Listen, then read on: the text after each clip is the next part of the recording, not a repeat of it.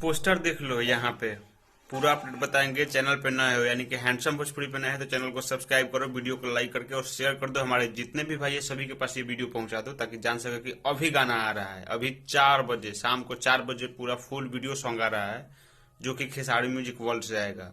गाना का नाम देख सकते हैं गलकटवा जीजा।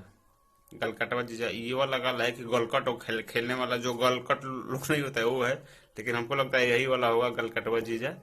ठीक है, तो गाना यही है। इस गाने को नए राइटर लिखे हैं, इनका शायद दूसरा या तीसरा सॉन्ग है। न्यू नागेंद्र यादव, जी हाँ, न्यू नागेंद्र यादव लिखे हैं और म्यूजिक से सजाए हैं आशीष कुमार, ऐसा ही कुछ नाम है। आप लोग पोस्टर पे देखिएगा। तो गाना आज ही आ रहा है, अभी 4 बजे गाना आप सबके बीच में आ जाएगा, एकदम अभी आएगा।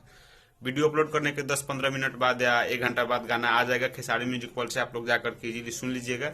गाना का नाम हम बता दिए हैं। इसमें एक्ट्रेस जो काम की हुई है उनका नाम अभी खुलासा नहीं हुआ है, लेकिन डिस्क्रिप्शन में देखेंगे, हो सके जैसे होगा। फिलहाल गाने पे फोकस करना है।